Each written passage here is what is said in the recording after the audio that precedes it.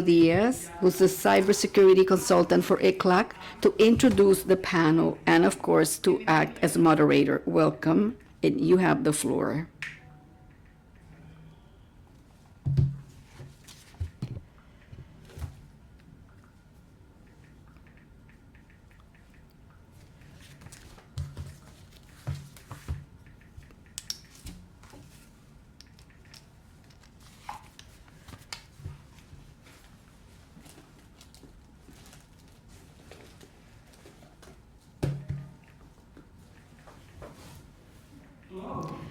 Hola, buenos días.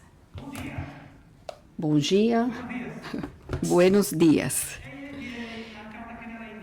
La APA y Cartagena de Indias. Gracias. Host. Before I switch to Spanish, in honor of our host, I would like, on behalf of this tremendous panel, to say a huge thank you to the American Association of Port Authorities for organizing such an excellent Congress, for the organizing team, giving us the opportunity of being together again. This is an awesome opportunity. We've been waiting for this, right? Gracias, Colombia. Thank you, Colombia, for welcoming us at this wonderful city that is so closely related to our activity and a present with innovation leadership and looking towards the future and the challenges it poses for us. Throughout the history of humanity, technology has shaped the ways in which we work and has given space for new ways of working. According to Klaus Schwab, he says that the fourth industrial revolution is fundamentally transformed the way how we live, work, and engage with each other. This transformation will be in scale, scope, and complexity very different to everything we have experienced until today. Supported on digital technologies of the third industrial revolution and the exponential growth of the use of internet, the fourth industrial revolution is erasing the boundaries between the physical, digital, and biological world.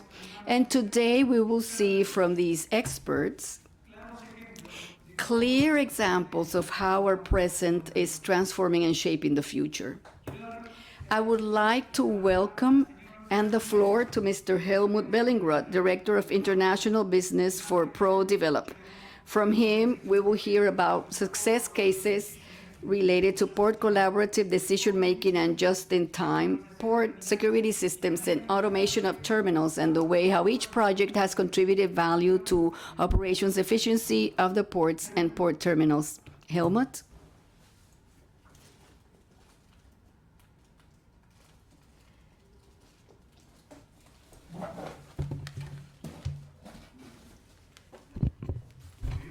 Good morning. Unfortunately, I cannot stand behind this podium. I have to keep moving. But before I begin, it is very important to thank APA, of course, to Rafael Diaz-Balart for organizing this event, to Surma Dinelli and her team.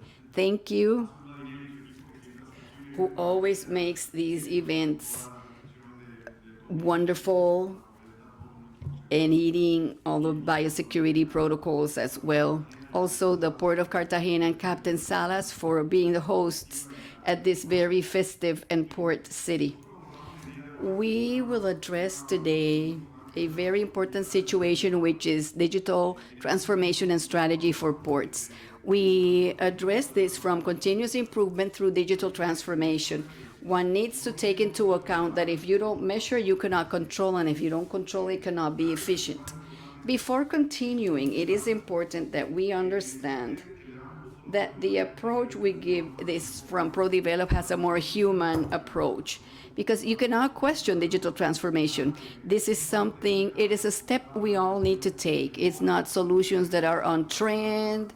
It's to be up to date with the technology. No, if you don't do it, you're not competitive because everybody is doing it. And it is also a strategy that shows improvement. It improves efficiency, making each port more competitive. Before continuing, let me clarify, because our company, Prodevelop, is from Valencia, Spain, and the message is given to you by a Barranquillero or someone from Barranquilla, and you say, well, what is this guy from Barranquilla conveying a message from Spain? So let me tell you a little bit the story about Prodevelop. Just a couple of minutes. We're going to run a short video.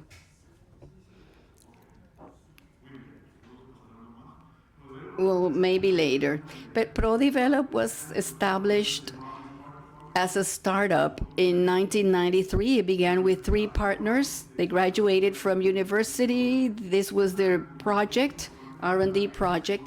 Before continuing, let me tell you that our company continues working on R&D, collaborating with many companies in Europe, financed by European projects that help understand the solutions to problems that still have not been solved. This is what we consider what's necessary for companies to always be ahead of their times, that they know early on what are the unsolved issues of the market or in the market. 30 to 35% of the revenue of a company comes from its R&D operations. So we're always at the tip, we're at the helm of these activities and helping the ports to achieve operations effectiveness. We have more than 900 projects that have been successfully implemented. There's more than 100 of us working for the company. We have executed successful projects at presently 10 countries, and we're market leaders in Spain on PS. 27 of the 28 port authorities in our country, Spain, work with our solutions, or at some point we have added value and worked together with them.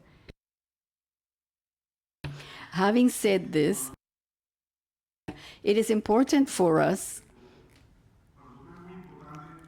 very important to us, that in addition to considering the port strategy, we consider the human factor. Technology is there. Everybody knows technology. We're not inventing anything new.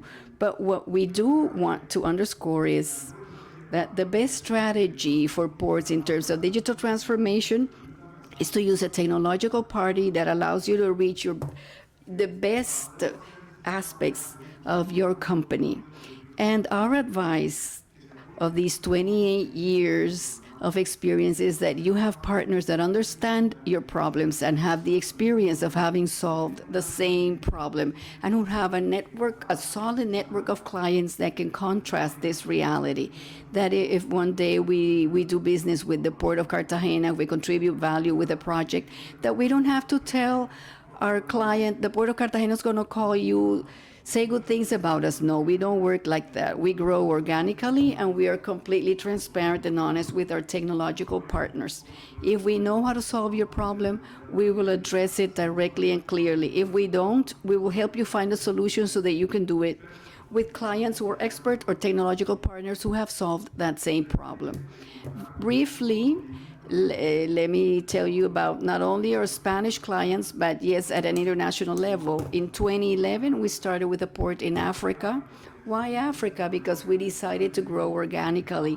Once we had a mature market in Spain, and we're sure that our solution is valid and confirmed by a number of clients, then we started looking for other markets. We started in Morocco before 2008, and 2011 we started with the Cotonou port in Benin with the PMS, which slowly, we realized they needed to communicate, and the PCS communication is necessary. Communication of all the agents that participate in the port environment is necessary and yields results. Questioning a PCS, it makes no sense. Who's doing this doesn't know the technology and doesn't understand the operations of a port. That is why we call this our PCizado, PCized, because it includes communications of the state and the client, etc. In England, at Kensey Harbor, we also started with this, with our projects. These 2 developments were custom-made or tailor-made, because we not only have our packages of solutions, but we can also address specific issues of a client. In 2017, at the Autonomous Port of Kribi in Benin, we understood their issues. Our experience in Africa helped us a lot, because the cultural change is very important. And for this, I will talk about our commercial partner for Latin America briefly and why we arrived in Latin America. At Cotonou, in Cameroon, there's a series of additional modules to integrate with the National Customs Agency. The main challenge there is not technology. The technology is there for everyone. The challenge is a human challenge, that people understand that one needs to facilitate integration between the systems and trust that they open their systems to share information that's pertinent to the business, but not for commercial use against your own operation. I'm talking a PDM solution, because we have terminals in one same port sharing information in order to improve operating efficiency. I am going to accelerate because I'm running out of time. Let me tell you what we do and how we've done it through time. We understand the port as two worlds, the world of ports and the world of terminals. The world of ports, as port administration, as government manager, as a landlord of the entire port authority, controls permits, documentation, and that regulations be complied with. We call this administrative efficiency. We cannot let a ship to be on call waiting for a document to be processed or an authorization to have clearance. And then we have the world of terminals, which is the more competitive world, the cargo operation, measuring KPIs, movement of cargo per hour, with private operators who focus a lot on this, on maximum productivity, because it costs them time. A minute or an hour of idle time of a piece of equipment is very costly. And our solutions allow us to identify whether one needs to buy a new machine or simply reassign all the work orders. We can work operations efficiency, improving the assignment of tasks to that existing machine. Sometimes there's errors that are very costly, and a giant machine is purchased, an RTG or an STS, because we believe we need operations efficiency and we believe that buying a new machine is necessary. Sometimes with just rearranging the furniture, the energy flows better. That's what we believe. So this chart shows operations efficiency, talking about TPM, CHE. These are solutions to semi-automate terminals, and Terminal 4.0, which is our golden project for terminal automation in Malta. Why do I have Porse DM in the middle? We call this Port Collaborative Decision-Making Tool, which allows us to improve administrative efficiency and operations efficiency. Through the solutions that we have at the PCM or the PCS of the Port Authority, we can achieve this. The idea is to buy what's planned with what's real, because sometimes what's planned is not achieved, and the real that allows you to understand what's been the result of your operations in a timely manner, and thus compare information. Having said this, let me stress that digital transformation is looking for a technological partner that is confirmed by your clients because of its honesty and transparency. And this is what we want with our work, to develop relationships that are trustworthy, long-lasting, so that you can develop your project. I remember recalling our organic expansion. I had attended several AAPA events before as a participant, attending the conferences, trying to understand the reality of each country, because each country is a different world. Latin America has many worlds within Latin America, and each country's organizational activity is different, and you have to familiarize yourself with it, and each port has a different reality. So we believe that it is very important to have a cultural change, or management of cultural change. And we need to ally ourselves with technological partners who know the reality. A couple of years ago, I remember coming to the port of Cartagena. In fact, I remember having visited Mr. Eduardo Bustamante, and I was very happy coming to say, listen, I have a solution that's going to help your port be more efficient. And he very kindly listened to me, looked at my presentation, and said, that's great, Helmut, come with me. And he took me, he very pleasantly brought me to his operating room, and he said, listen, what you have there, we've developed in-house, and it works perfectly. So that's where we're going. As a strategy for ports in technological transformation, we need to find allies that are sufficiently honest so as not to come sell you things, but to help you execute your own projects. For the moment, we have nothing to offer Eduardo, because Eduardo's team is very capable. We had 28 years working in Spain. Only 10 years ago did we start looking abroad. The world had not stopped waiting for us to arrive in Latin America and say, listen, we now are ready. No, people work here. There's human talent. There's vast experience in operations. And what we do is help, or what we want to do is help those heads of operation to combine their intuition with data to make accurate decisions.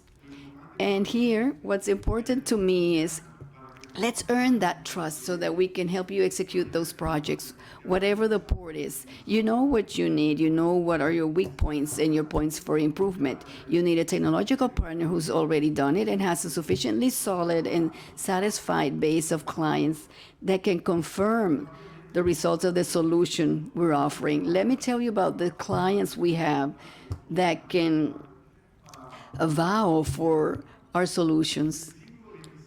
25 out of 28 port authorities in Spain work with our solutions. I've always said 27 of 28, but when I say 27 of 28, I say they work with our solutions regardless of it. Here we're very specific. It's PMS, 25 of 28. Puertos del Estado is our major client, and we've developed a solution that they are requested from us so that they could distribute to all the ports in Spain that want to work with our solution. It is a PMS. Trying to define a PMS, well, it's not the topic of this presentation, but it is also important to mention that we have clients in Morocco, Cameroon, Benin, and Ghana, as I mentioned earlier, and in the Channel Islands. Another of our solutions, PCS, there's a lot of literature here about the improvements and the benefits, but I think we all understand the PCS technology very well. There's no doubt that PCS can contribute significantly to a port authority. But I leave it here. Hopefully you're interested in it, you download it, and you can read all of these points at home. We are happy to count on the trust of the Port of Bahía de Algeciras, of which we operate, maintain its PCS. We also have the PCS of Baleares and Las Palmas. Well, moving on. Here's where we come to the most important thing. I hope I can have time to explain it.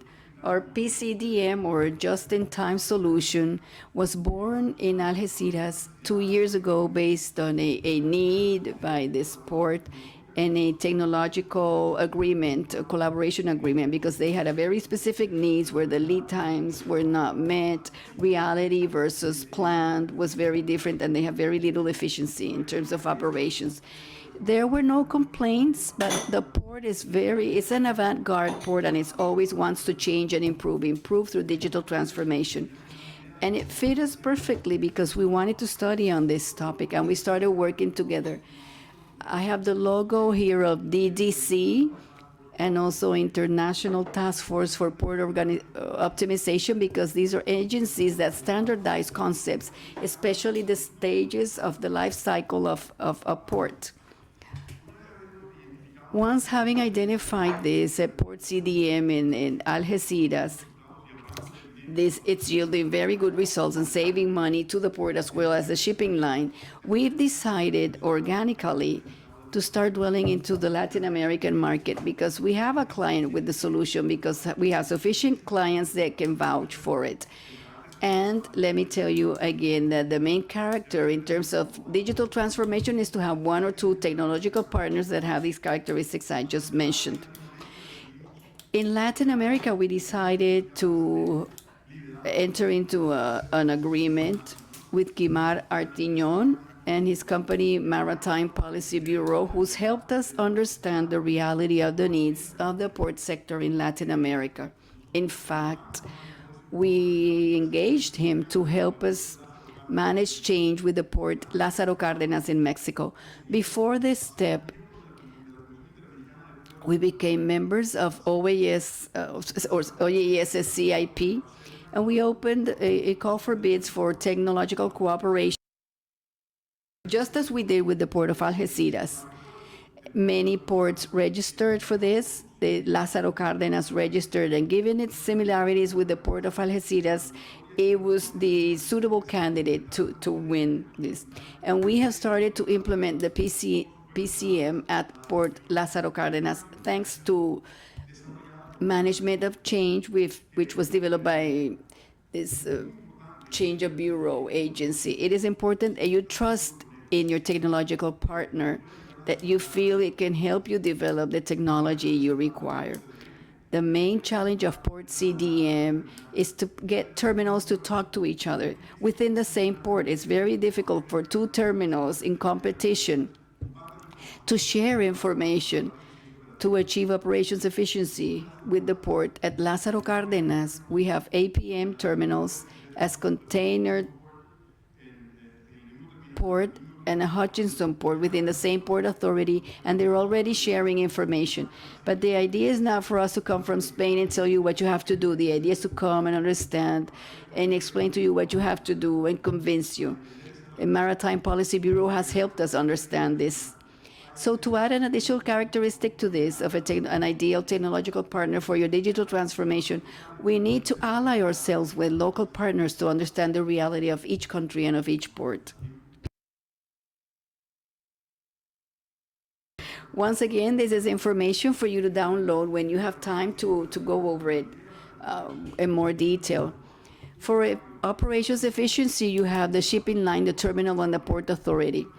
For the shipping line, we can give you a username with certain restrictions of permit to look only at the information that is relevant for your operation and in real time, so that you can make decisions regarding the speed of the vessel, for instance, to reach the terminal. If you know in real time that your berthing position is not ready for you to arrive, it makes no sense for you to continue at full speed. You're consuming fuel without need.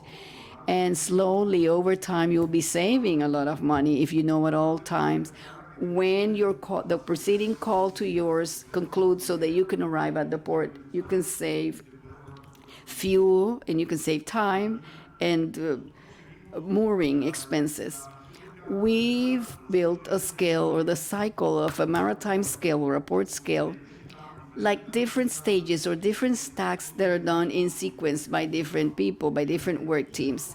As you know, when this concludes in real time, the preceding activity, you can be prepared to go out and do your job. Nobody needs to call you and tell you over the radio or email or whatever way what it is you need to do. If you have a username in real time and you know what's happening, you can make decisions and you can say, okay, well, as a pilot, I can now go out and get that ship because its operation just concluded. The last container lift took place, so I'm going to turn on the engine and leave. If you do it earlier, according to the planning, which normally is not followed, you can cause accidents in the bay because you have a tugboat or a pilot there waiting to do his job who's causing congestion in the port, and of course for the port authority, because it becomes more efficient and more competitive.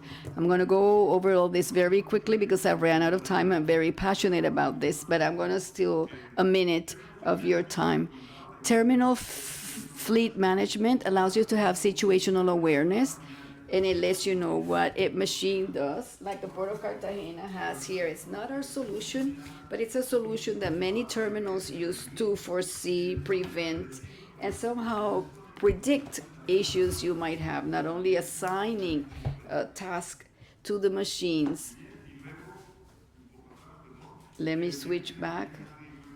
The CHEWI, which is Container Handling Equipment Graphical User Interface, allows us to eliminate errors in the inventory and reduce accidents perfectly. That is, the operator. This type of technology does not replace an operator. This technology helps the crane operator or the machinery operator to better do his job without errors and without losing time in a safe manner.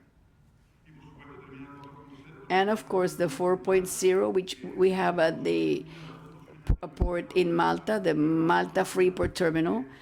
It's a correlation of all the different variables that intervene in port operations, including costs, because that's how the client requested it.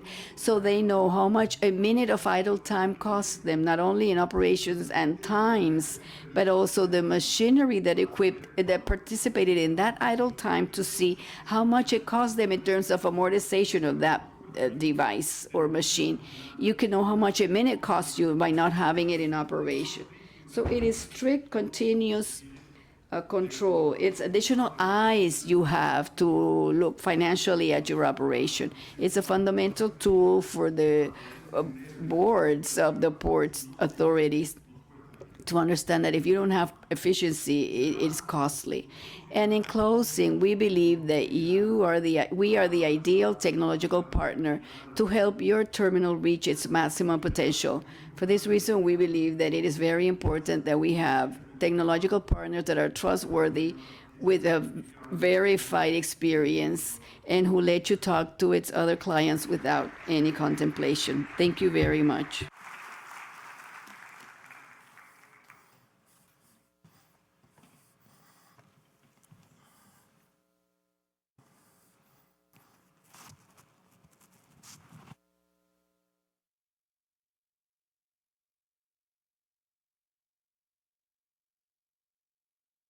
Hola. Gracias, Helmut. Thank you, Helmut. We will now hear from Lidia Muñoz Perez, who's the Director of Ports and Airports of Indra Sistemas. She will talk about the digital chains of the future. She will address the main challenges of the industry and digitalization and the use of exponential technologies as key aspects in the development of digital logistics chains.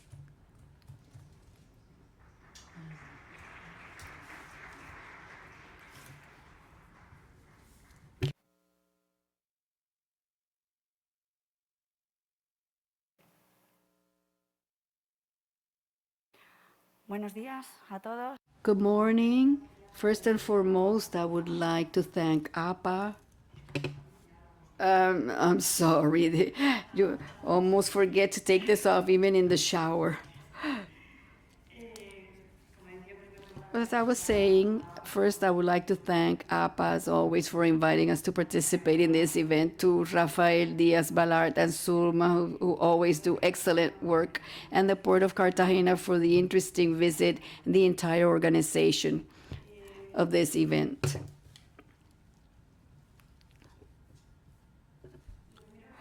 The first thing I wanted to do, for those of you who don't know who we are, to tell you who we are, so that you can sort of put into context what I'm going to share with you. Indra is one of the major technology and consultancy companies.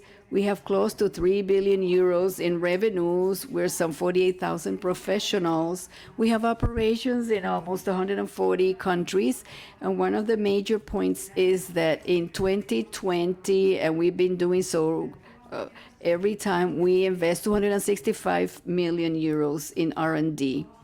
We are two different businesses joined by a technological nature. There's a division focused on digital information technologies, and another which is transportation and defense. Well, we are global leaders in the provision of patented solutions and specific segments for the transportation and defense sectors. As I was saying, in addition to the local presence in 46 countries, with our own offices, I want to underscore the presence we have in America, and especially in Latin America. Of the 48,000 professionals who work for Indra, 16,000 are at Indra, and 20% approximately of company sales are developed in this geographical region. And more specifically, under ports and logistics, what do we do? Well, I think the best thing is that we can tell you through a video. If I can get this to work.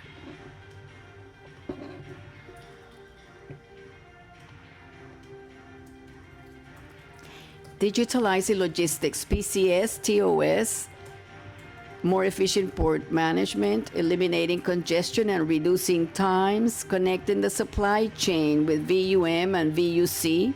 Technology is key to visibilize the supply chain, more than 50 transactions of foreign trade per year, allowing complete cargo and passenger management, more than 50,000 daily users. 6 national trade and logistics windows use Indra platforms. We have integral solutions to cover the needs of any port. Unlocking mobility, life happens. Well, that's a summary of what we do within the ports and logistics branch. where this Indra Solutions focuses mainly on sustainability, digitalization, and above all, on people. An important aspect that I was saying about investing focuses on R&D and solutions that are at the service of the industry. As I was saying, we are approximately more than R&D projects in large European programs. And in logistics and IT, we focused on 5 innovation projects. One, which is the transforming transport, which is looking at the effect of the big data on the mobility market of people and goods, critical chains, which seeks to generate new business models that use blockchain technology applied to different sectors, including the maritime and port industry. Phoenix, which is another innovation project, which purpose is to interconnect and make feasible interoperability amongst the federal platforms. And then we have Connective, which is part of the SIP to Rail, which purpose is to improve passenger experiences within multimodal transport, especially railway, and the FRB Rail, which seeks to develop or improve management of cargo shipped via railway and make it more efficient, more ecological, versus other types of transportation. As I was saying, we have solutions for the entire logistics chain. I'm not going to dwell into the details. Here are some of the references or products where we have many references internationally and particularly in Latin America. And among these references, of the most important ones, we can mention some of this region, as can be the SGA system, which is automated access to the terminal of the Port of Montevideo in Uruguay. We're developing the port component of the VUSE in Peru, or for instance in Chile, we have implemented the window, the national window, and we're in the technological renewal project of Silog Port in Valparaiso, Chile. But I want to focus more on the Spanish environment, not because I'm Spanish, but because my heart is broken. As Alejandro Sanz says in his song, I lived for 4 years in Panama, which I feel is part of me as well.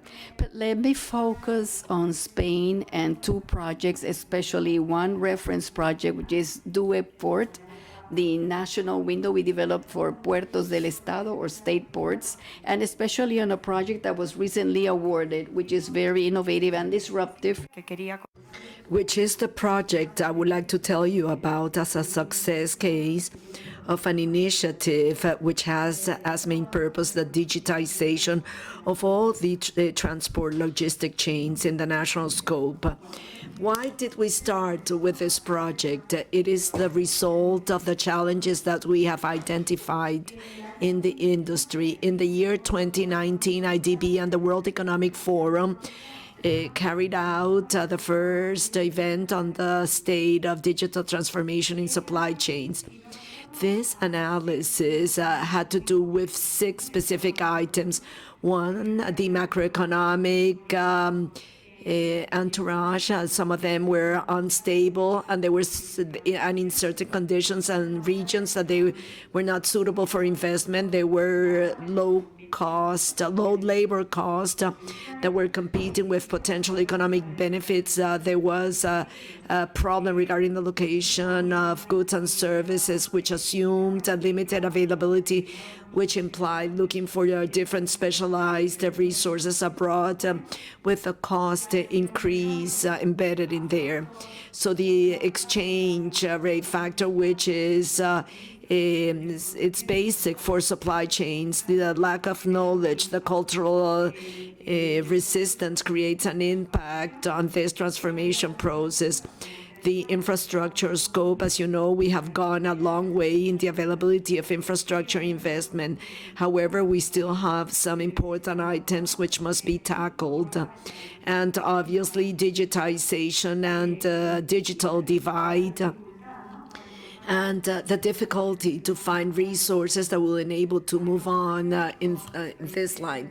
There is another aspect, and that is that the implementation of trade facilitation commitments, and a deep analysis was conducted for all the regions.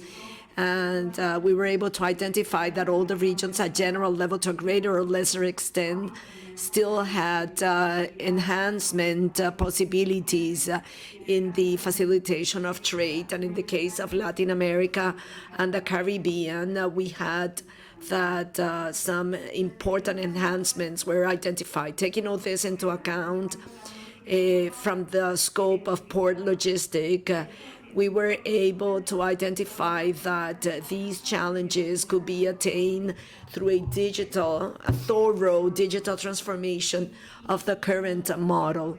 And we understand that there are some actions that should be key in order for this transformation model, this complete transformation model, will be successful.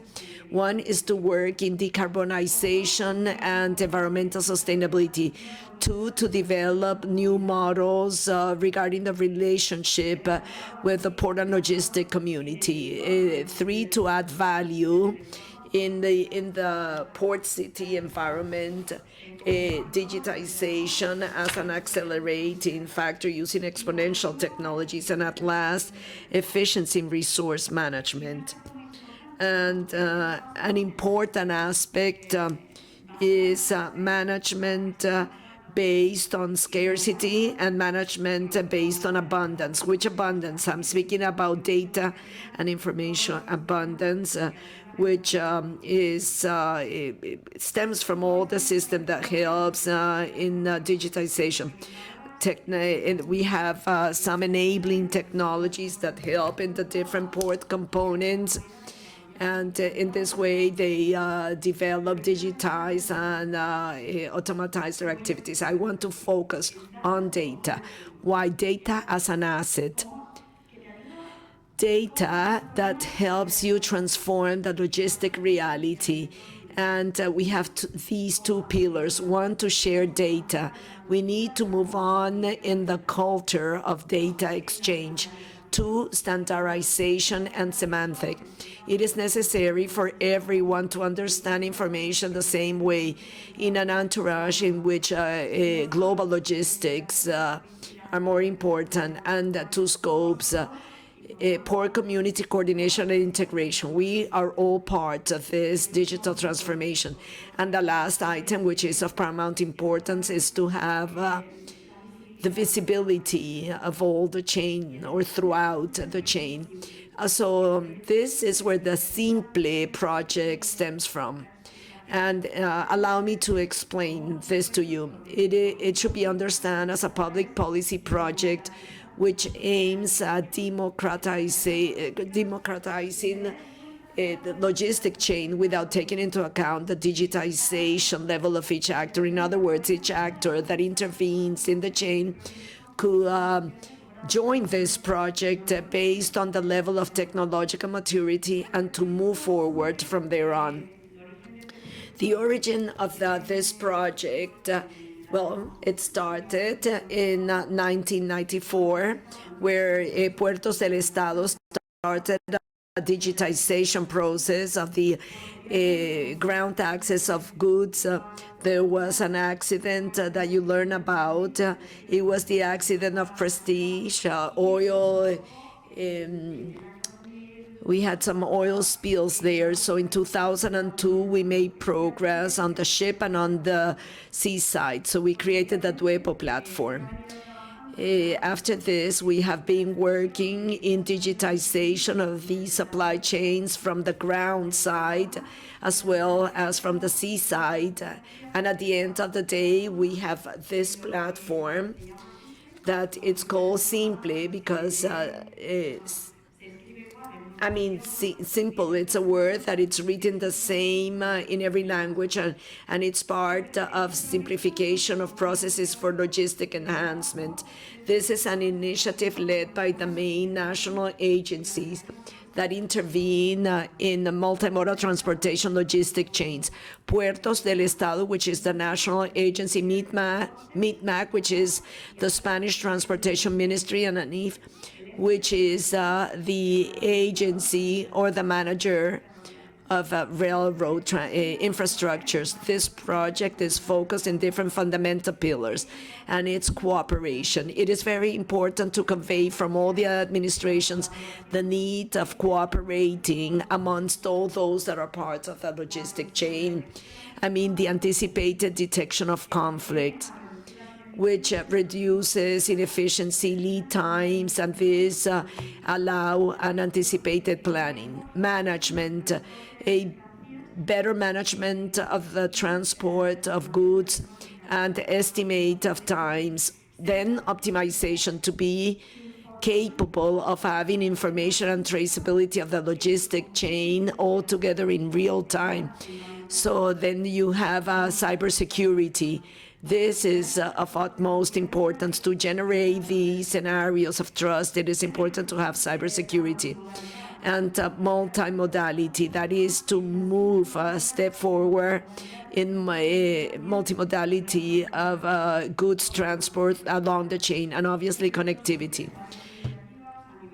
This project is the result of different initiatives at the European level that aim at standardizing the transport of goods at the European level. I do not want to dwell on this, but it works as many other regulations. It is funded by the project federated with the funds of the European Union. And also Digital Transport Logistic Forum participates in this, and they aim at standardizing the transport logistic chains. The project covers all the transportation flows that we can encounter in the national scope, inland and also import-exports, and we go from what's physical to what's digital. Just to give you an example, to move from the physical to what's digital in an export intermodal process, if we think about the first section of the chain, the recording of documents in paper, as for example, the bill of lading, and to have, for example, a digital twin. So the elements of the CRM are sent to the platform, and that creates a unique identifier of events so that CMR could be produced in the platform, on the Simple platform, and then I have that unique identifier that is going to help me identify and trace this at all the points of the chain. Well, CMR is sent to the carrier in paper, but also in digital form. So when the digital is loaded into the truck, the event of gathering these goods creates a traceability event in the platform that is identified with this event, and then all the points of the processes have that identification number, and also the collaboration of customs. They need to facilitate this type of project. Customs in this platform play the role of providing certain data on the status and of the customs declaration, the import-exports document, but it can also benefit from the platform because to a certain extent they receive a transformation and visibility information and information on the entrances and exits. And this is what gives this project this character, and that's through the blockchain technology. That's one of the exponential technologies, and it has been demonstrated based on different experiences and use cases that this is the proper technology for the logistic and transport of goods. The idea is that customs will participate in this through the blockchain technology. But as I said up front, we have to adapt to the technological level of the users. If I'm a large shipping company or I'm a terminal operator and I have the possibility of integrating via blockchain, the platform offers this possibility in order to share this information. If I'm a smaller company, perhaps a small businessman with one or two trucks, then the platform has to provide the means in order for this small businessman to join the platform and start the digitization process. So that is the solution of chain that has integration with the user, and also so the users of the chain will have a certain degree of digitization.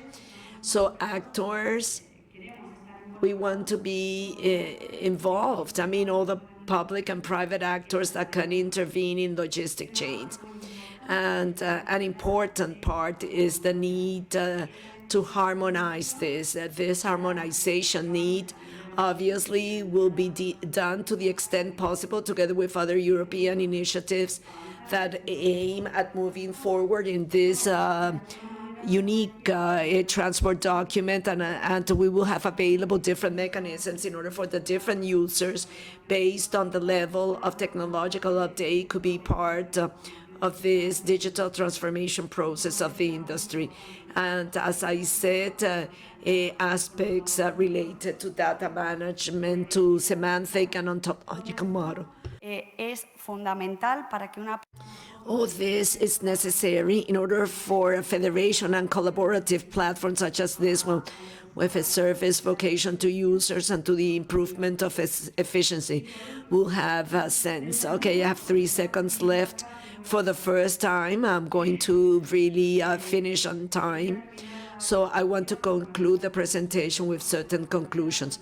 The importance of digitization. Digitization is a reality.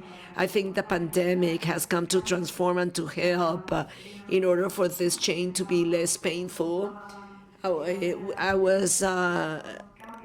was said in one of the presentations that certain changes that have taken place in Colombia with the delivery of goods, that they were going to be temporary, and well, God's willing, they're going to have permanent character, and the importance of data as an asset, as something that is important. We all have to understand that we need to work in the collaborative mode, and this is going to result in greater efficiencies through all the actors that intervene in the chain. The connected port, it has always been a source of digital transformation, and it has to live, always taking into account the hinterland, because it makes more dynamic the digitization of chains. Obviously, the interoperability among platforms and systems. The world is going to be full of platforms and systems, so we need to have that interoperability. To be collaborative, also traceability and synchromodality, and at last to be capable of doing more with less gaps. Well, that's my intervention. If you have any question, or if you want more information, we have the webpage of this platform, and we are also in the social networks. Well, and this is my information. Thank you very much for your attention.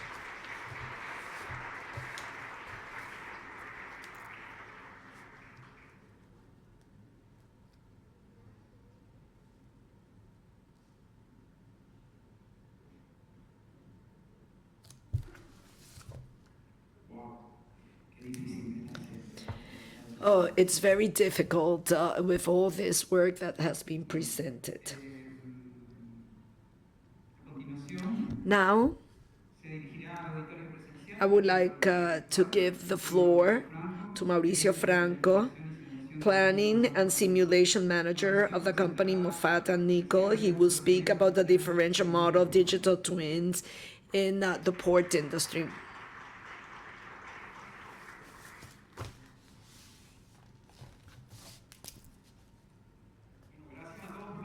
Well, thank you very much for your attention. I want to thank AAPA for this invitation. It's the perfect excuse to come back home. I work for Muffin and Nickel. This company has 75 years of experiences at the global level. But actually, I studied computer engineer in Cartagena. I worked for 15 years at the port of Cartagena. And what I learned in this process, or what one learns when one studies computer engineering, is that the computational capacity of the brain is quite limited. When you have to work with too large numbers, you need a paper, you need a calculator. If we have too many numbers, you go to Excel. And it's amazing that the finance of the world are run in Excel. It was an app developed by a couple of people almost 40 years ago, and it's still being used. But there are certain problems, certain systems that are more complex than what could be modeled in Excel. And we are seeing this with the crisis in logistic networks, COVID, global warming. These are systems that are too large, with many variables, with many interconnected systems, and the adequate tool for this goes beyond Excel. It is called digital twin. But actually, this is something new. I mean, they've been calling it like this for some time. And that is something in which we have been working for the past 20 years. What we understand in Muffin and Nickel as digital twin is a digital model of a physical, a real system in which each entity or each component of that physical system has a digital counterpart. So you're going to say, what's the difference against a CAD or a BIM or any of those digital models? The evolution has been very easy. CAD has been lines on a drawing, the GIF, the geographical information. It has figures. BIM are 3D figures with certain characteristics, but the difference with digital twin models is that we can assign behaviors to each one of these virtual components. And based on the behavior that we define, it is going to have different applications. So for 20 years, we have been working on a tool that is called FlexTerm. It is a digital twin platform where complex logistics systems are studied, designed, optimized, developed, and tested before being deployed into production. When I speak of complex logistics systems, I'm referring to the containers, yards, global shipping, distribution centers, etc. These are centers that integrate infrastructure, equipment, people, automatic control systems, sensors, artificial intelligence, and machine learning. So in this platform, we have the capacity to build digital twin models. First, with an AutoCAD or a BIM model, or based on a data system, for example, TOS. And it is easy to create a model of a system that doesn't exist. I mean, you do this with a mouse. You can build a terminal that doesn't exist. You can define all the aspects of that terminal, cranes, blocks, road, gateways, and to have or to run a simulation of the terminal. This enables us to assess the infrastructure and to operate a port before building it, even before designing it, in such a way that we can save time, and we can do this early in the process. So we run the simulation. It's an easy-to-use software, and we can have all the indicators of the operation. We can test different layouts, different cranes. So as I previously mentioned, the main characteristic of digital twins is something that we call behavior. And in the platform, we can change behaviors to do three things that are necessary. First, to be able to monitor the current status of the system, to record everything that has happened with the system, and to have a playback. And the most interesting one is that we can model all the processes in that system, and we can have like a future simulation for the system. We can see the past, present, and future of a logistics system in our platform. The most common application which is difficult to achieve, is that of simulation. Through simulation, we can optimize container terminal operation to learn in detail all the aspects of this operation, its cost, etc., before starting the design or during the design stage. And as I previously said, well, this is a video of the Port of Cartagena of 2003. It's been a while. We are experts doing that. But we have done it not only for the container terminal, for road system, gate system. This is the inspections platform in the distribution center. So the define of the warehouse, how many gates, how much equipment is used, how many crews, at what time the warehouse operation ends. Liquid terminals, even for construction projects. We had not realized that to plan a construction project is like a logistics system. You have to keep the materials flowing in order to have an effective construction system. We have used this for ships on the bay, capacity of access channels, also cruise terminal embarkment process. And we've done it for 100 ports around the world. So simulation is just that we have the flex term simulation with a digital model of that system, and we write down all the logic on how the process works. There is another system that's emulation. The difference here is that we connect the digital system. We define the logic on how the process works. That's defined by an external control system.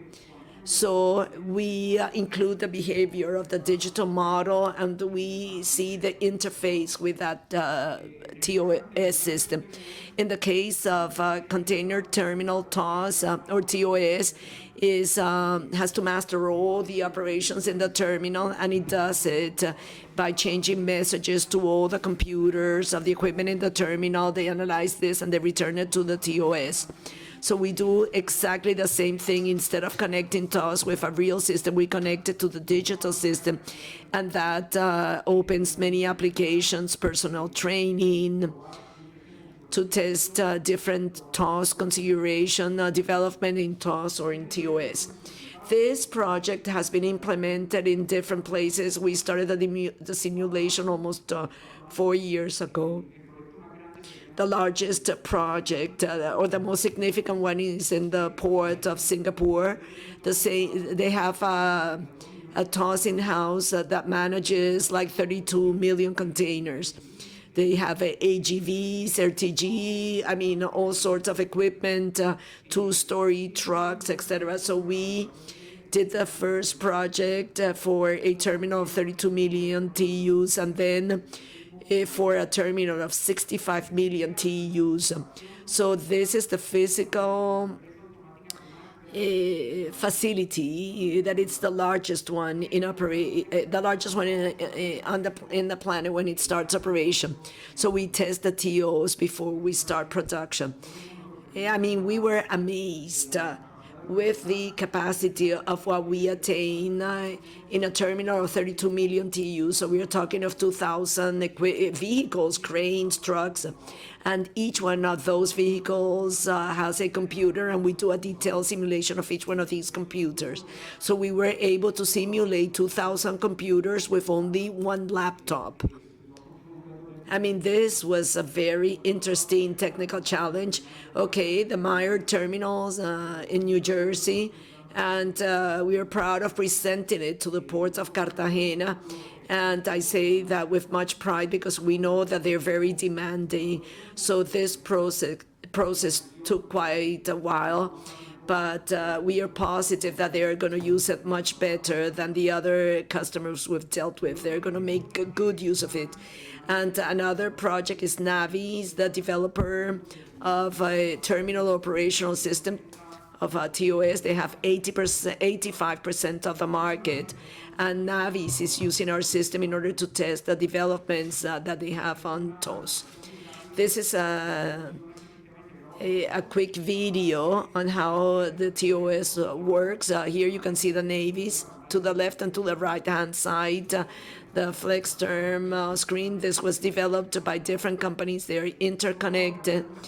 That means that all the operation is executed throughout the TOS The port planner delivers the trucks, and if they didn't have flex term, you only see what's to the window on the left. Flex terms offers visibility and the simulation of that operation managed with that tools.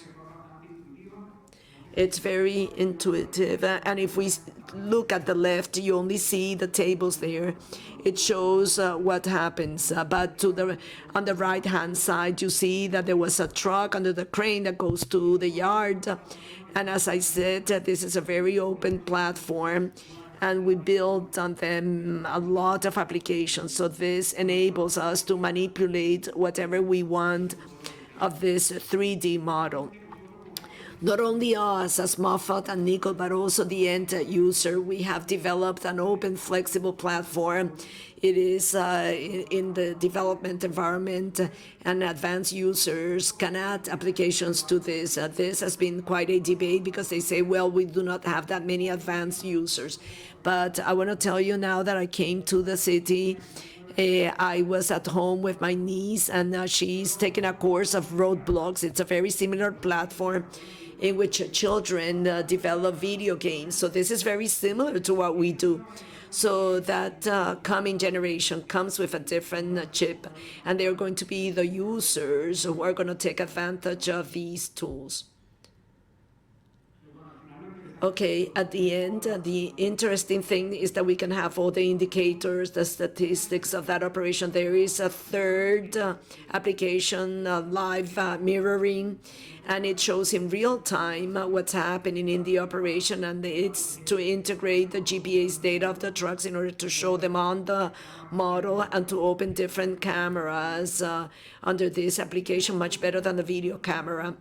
And at last, we have this development that is work in progress. We have wanted to take all the development that we have attained when it comes to container terminals. In a company, we've wanted to do it at the level of port, that is to manage pilots, top post, the global trade network to integrate this. What we want is to build a digital twin, a global scale of all the port and trade network. So in this way, we're able to integrate and visualize in real time data from multiple live sources of for example, GIS and the devices at the port and database events. The idea is to be able not only to visualize this in real time, but to have like a future simulation. And it has a last component that is to bringing all the data to integrate all the system in the digital twin. And it has a new component that we just integrated, which is going to be an exponential technology. It is going to define a lot for the future. And it's AI and machine learning. So in our platform, we have been able to integrate with a machine learning platform that is called Torch. And this enables people to test AI algorithms in order to use it in the system and to be able to have a place to carry out the test. So we feel very proud of this integration. It is a quick platform.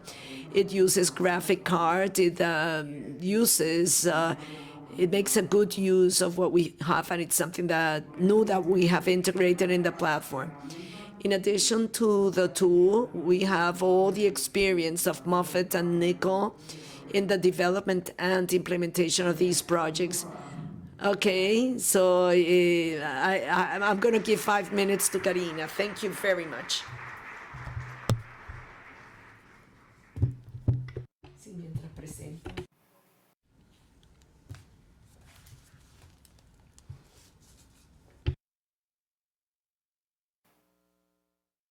Bueno, muchas gracias, Mauricio.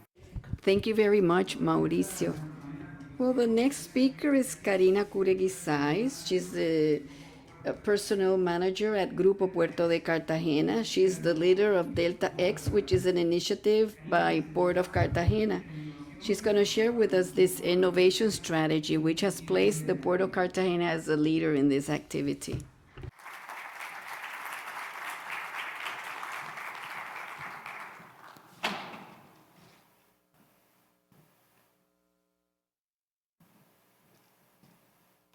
escuchando, sí. Bueno. Good morning to each and every one of you. I am very proud to be here with you this morning and to share from our organization that which is the name of this panel in which we're participating, how from Port of Cartagena we are doing digital transformation as a strategy for ports and supply chain. And to begin, those of you who know us in detail, who know us a bit less, those who went on the port tour, and those who have not had that direct contact, let me give you some highlights about our organization located here in Colombia on the northern coast of our country with our two major terminals, Sociedad Portuaria Regional Cartagena and Contecar, which presently have the capacity to move 5 million TEUs. 10 times it has been designated the best port on the Greater Caribbean and also the best connected port by UNCTAD with connection to more than 150 ports and a similar number of countries in the world. But not only that, as I mentioned to those who visited the port, for many years now, we have been part of the list of the best place to work in Colombia and Latin America. And very especially in 2020, Contecar was chosen as the best, #1 in Latin America, from Mexico through Argentina, and Sociedad Portuaria #2 as best place to work. And last but not least, the cruise terminal Cartagena de Indias, which is also part of our organization, has been designated by UNCTAD as a sustainable cruise port. And when we look at all these recognitions, more than anything else, they're a consequence. These recognitions are a consequence of something that's our purpose of mass transformation, our higher purpose, that which inspires us every single day. Grupo Puerto de Cartagena, we connect lives, we transform the future. It is accurate, realistic, inspiring, motivating, transforming, but the most important thing of all is the core of why we exist, and it's the people.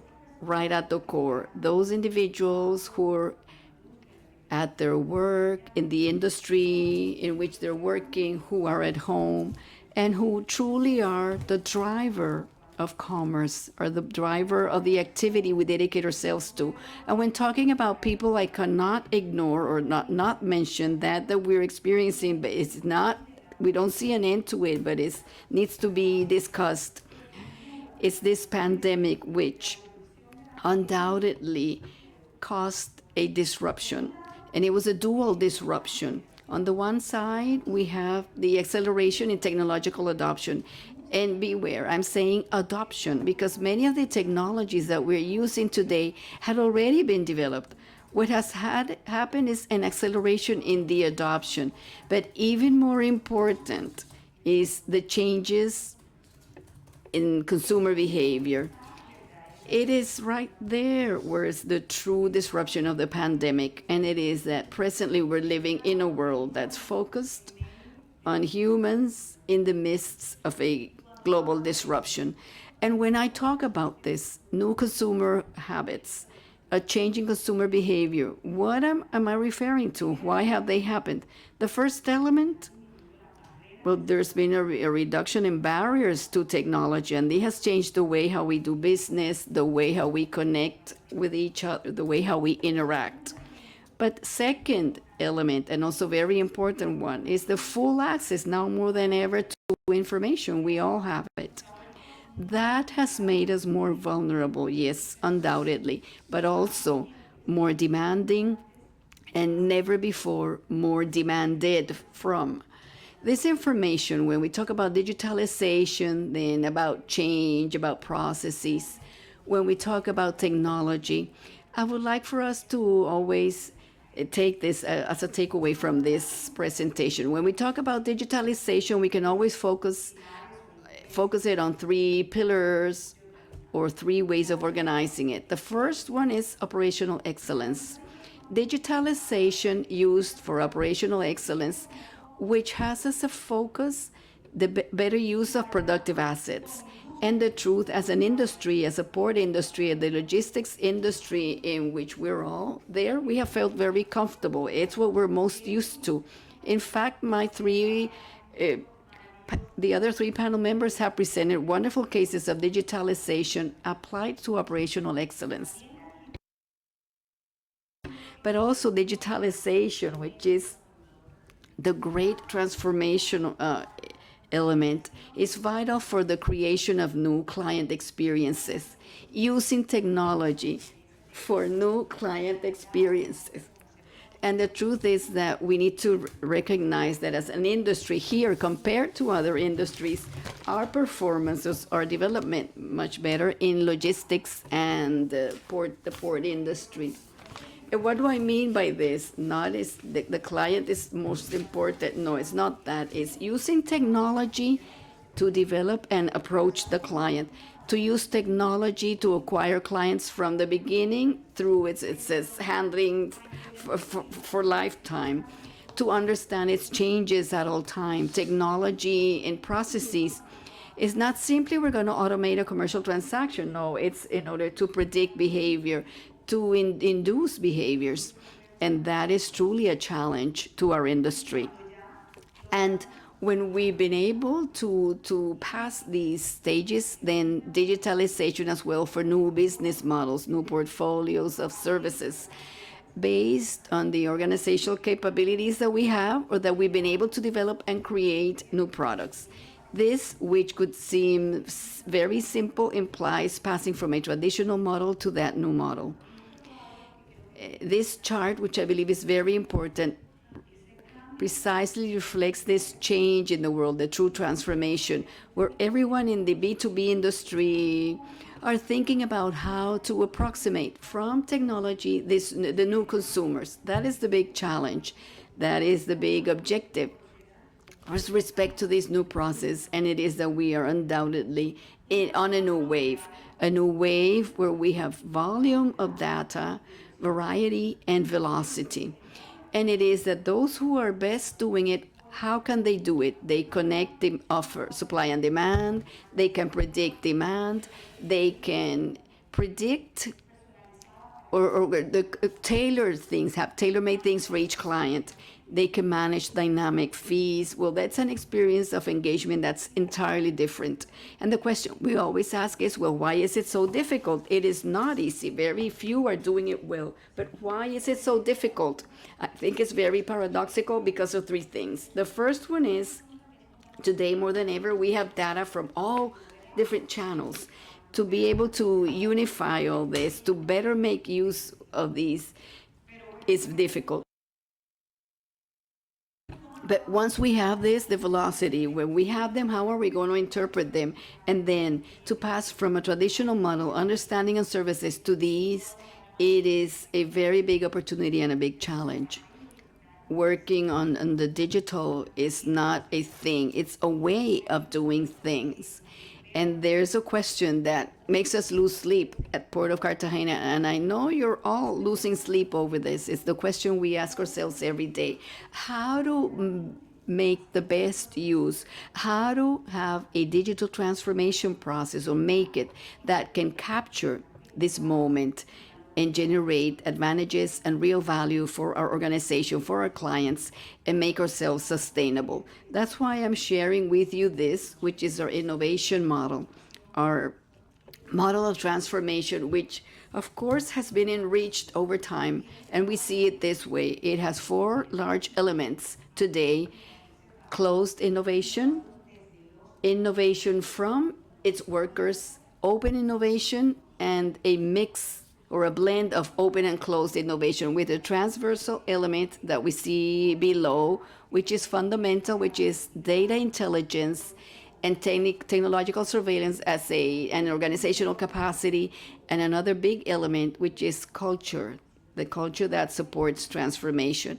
So what I'm going to do as of now is to explain each of these four elements and how we've developed it.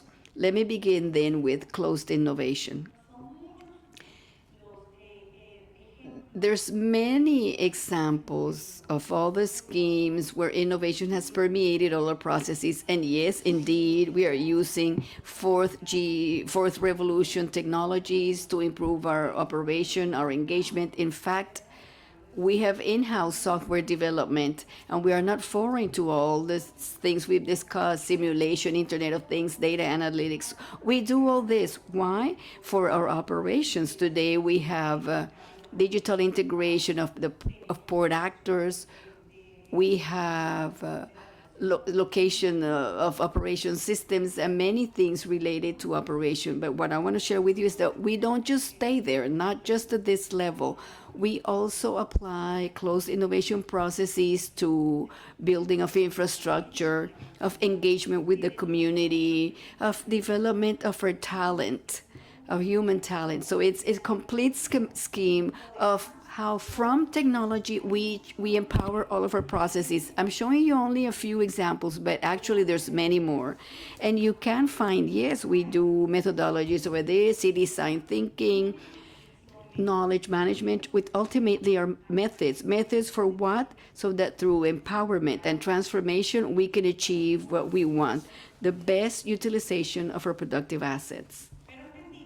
But we understood as an organization, which from the beginning we've been very innovative since 1993 when we received the first concession, Sociedad Portuaria, that was not enough.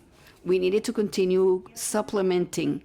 And that is how this program was born in 2004. It is a bit old. It's called Port Ideas or Port Ideas, which is a fantastic program. We really love this program.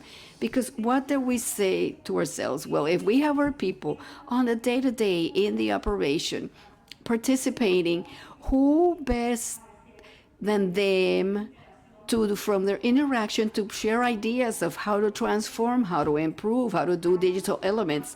Here I've shown a few, but it's for years and years.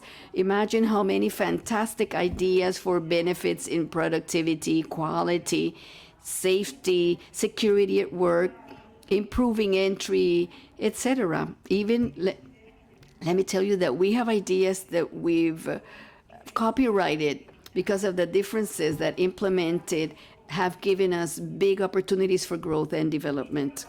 This program we love, and we thank our CEO, Captain Salas, because he's the first advocate in that. From our workers, from our collaborators and staff, we receive all this. And we're asked how, year after year, and increasingly, do we have our people in this mood of transformation, of innovation, of flexibility, etc.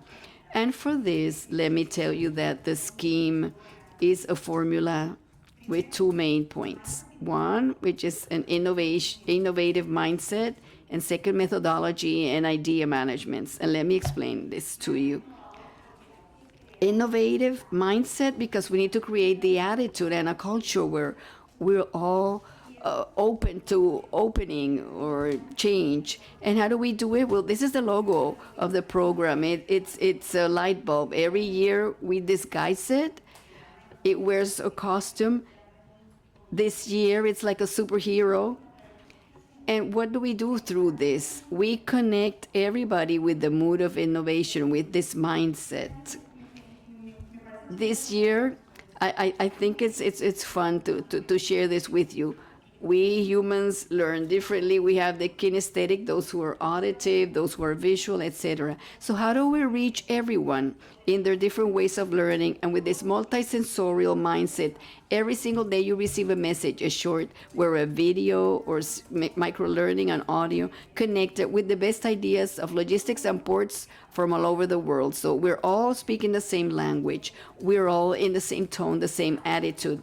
But we do nothing if in addition we don't create methods. So the next element is methodology and idea management, for which we do three things. One, we have workshops and mentoring. We need to teach the people how to produce an idea, how to do a roadmap, how to do experimentation processes, how to prepare a pitch. And all this is accomplished, and there's a lot of accompanying.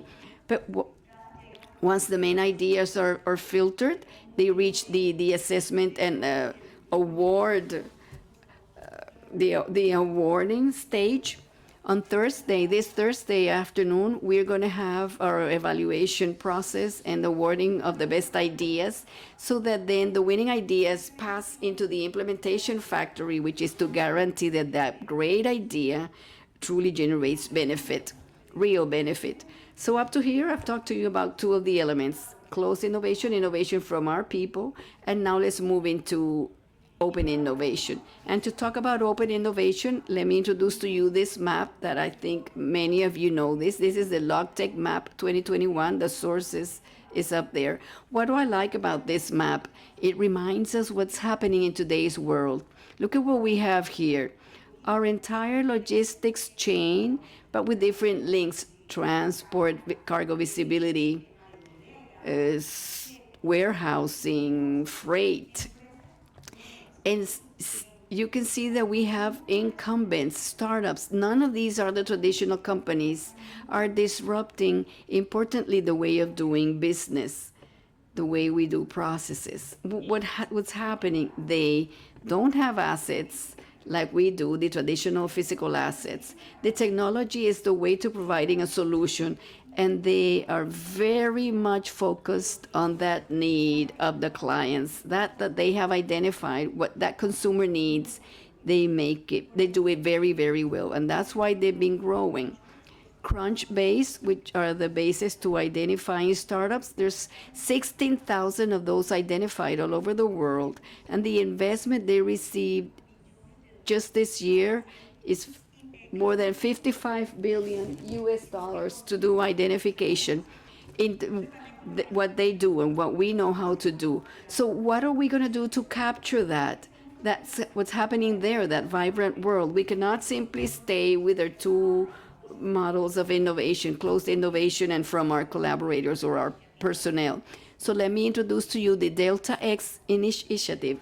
It's an accelerator through which we are driving solutions to transform the chain and to add value. Delta X was born in 2019, in late 2019, and its purpose is to connect us to this vibrating world, the world of startups, because we understood that we could not remain standing at the door and simply looking from the door inwards. No, we needed to open our mind and capture that velocity that was happening. For those who know the methodology of how one works in acceleration, what you do is connect the traditional world with the world of the new companies, the startups, and create bridges and obtain the best of both worlds. How do we do it? In the first version, we did a closed batch and a worldwide convening. On the left side of the slide, you can see the challenges we had. We did a call. We contacted more than 425 startups, but we were very clear in what we wanted. Those that were selected went into an acceleration process, a development process. And this was very helpful in order to have that sensibility towards what we were passing as an organization. We decided how was the relation with them, which is also part of this. The good thing is that these are startups that any of you can use. It's not simply for the port or for port operations. It's for the chain, with the clarity that if the chain flows, we all flow better. Today, we have changed a bit. We're no longer working with closed batches because we understood if we closed the batch, we missed out on the opportunity of new startups. Where we now have 4 verticals where we're continuously surveying. We are working these verticals for smart logistics. E-commerce for logistics, well, you can imagine with all the new models, marketplaces, how to support the e-commerce. Transport 4.0, which is disruptive technologies for managing transportation, is smart cold chain from end to end, and very interesting, InsurTech and FinTech focused on logistics. Why? Because it gives that user, that participant of the logistics process, amazing power to develop his financial operations and his insurance operations in a different way other than the traditional way. This is where we are in our open batch, and as always, we really enjoy it. We like it because it allows us to not lose sense of what's happening. And lastly, Remember, open innovation, and now we move to the final circle. It's a blend of open and closed innovation. And where does this come from? Well, if it has to do with digitalization, in addition to operational excellence, we need to create new experiences for consumers. We're presently working on a project that has us very excited as an organization, a project that we believe is going to be a very important our channel for logistics services, digital channel. And beware, I'm not saying e-commerce to sell the port services. No, not at all. It's a channel for the entire logistics chain, which would work with this methodology, with a one-stop shop where you could quote, compare, purchase end-to-end services with a 24/7 accompaniment, with tracking, with financing, with transparency in pricing, with security and trust. That is that purpose that we want, the consumer, that client with a new experience of engagement in the logistics. From how to do the logistic business is also part of this project, which organizationally is an organizational project, has us very motivated. So we close with these four elements: close innovation, collaboration, collaborators, innovation, open, and closed. But you remember in the bottom of our model, there was something that I cannot ignore and not mention. That's key. The culture that empowers, the culture that allows it. And here, our smart port, Puerto Feliz culture. Some of you were able to experience this during the tour. This is what allows any transformational process, any digital process, any change process to be possible. From the smart culture, very briefly, I mentioned for those at the port tour, SMART, we're using as an acronym S for service, M for environment in Spanish, A, learning, aprendizaje in Spanish, art, and technology, T, technology. All these are key for transformation, and each of our employees connected to these five elements, giving value to his life, to his personal project, while achieving the organizational objectives. A happy port, well, the happiness of enjoying your job, of doing something that every single day makes you feel a better person, that inspires you and makes your eyes shine. So our purpose, our organizational purpose, truly through this transformation process, day to day, we are building this B2B solutions portfolio to do smart logistics, where, of course, the transformation is fundamental.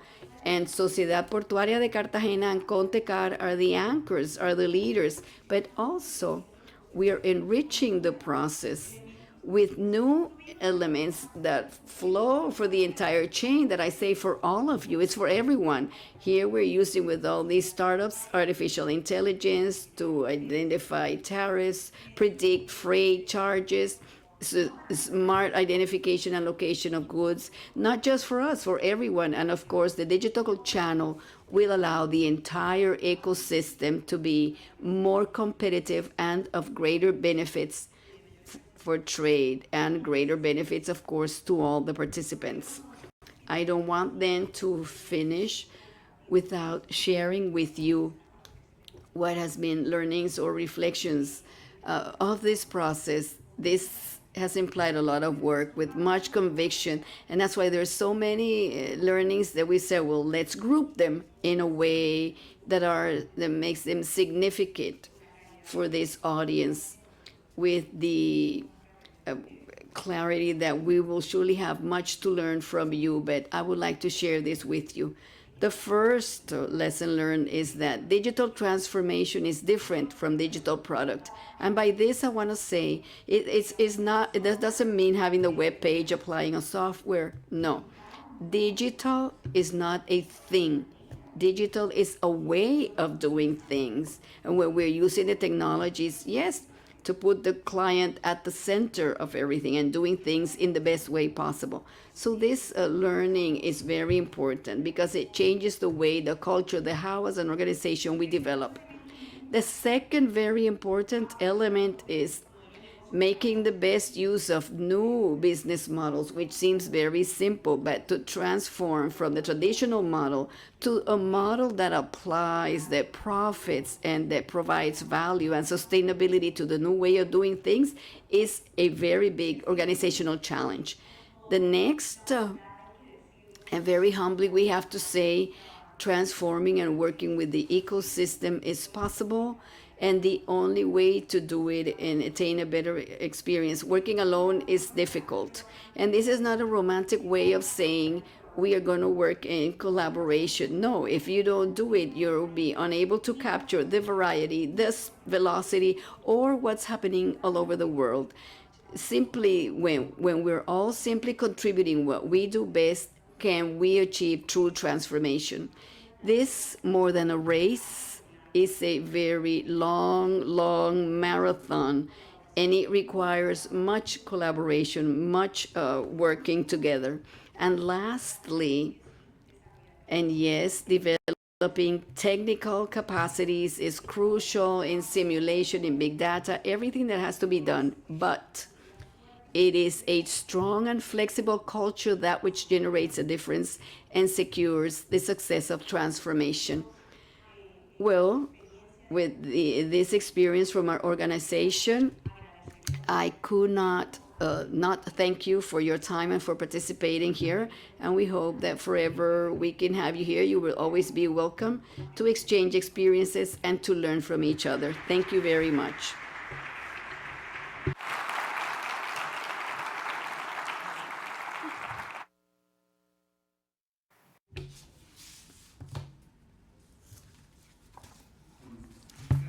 Thank you very much to the experts on technology for sharing their knowledge. Unfortunately, the format and time will be insufficient to entertain questions, but I am sure that the panel members and myself will be available during the coffee break or the rest of the day if you want to approach us. As I mentioned before, it is very difficult for me to conclude with so much and useful information. However, I've written down some concepts such as collaboration, democratization, use of data through the use of technologies like blockchain, the possibility of concrete use of simulations to improve efficiency and experimenting without operational risks. But above all, taking people to a higher level. Before closing, I'd like to reflect on two things. Initially, on the increase of capacity of the surface, the attack surface in terms of technology. And especially because the World Economic Forum has placed security as the second risk behind natural disasters. So, well, we at ICLAC have been working on research on this matter, and we can observe in our research that despite the risks and the unfortunate events that have occurred, like the breach with Colonial Pipeline, which has put at risk even social stability and international stability. Those who have fared best, as you can see on the slide, is those people who accompanied with professionals, trained professionals to accompany change and to profit from these disruptive technologies, not only to innovate, but also to improve their processes, even of early detection of attack surfaces, like artificial intelligence, for example, the cybersecurity matters that we've been working at ICLAC could reduce the results of the amounts or of the costs of the attacks.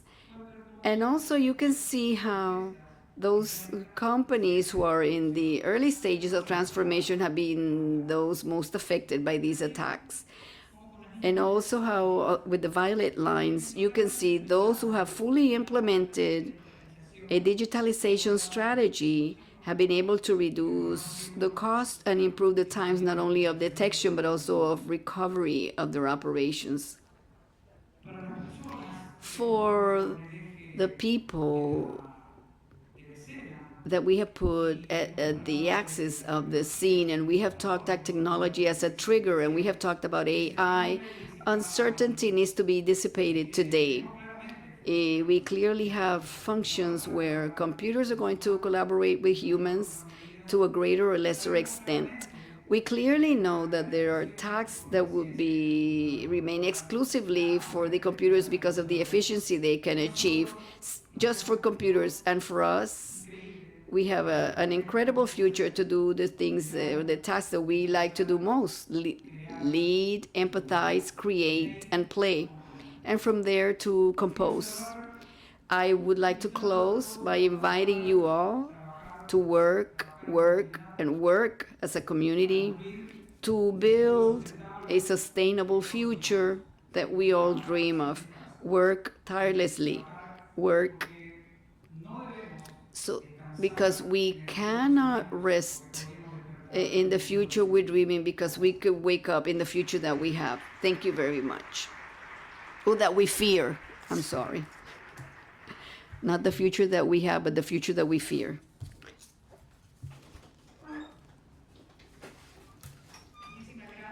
Thank you very much.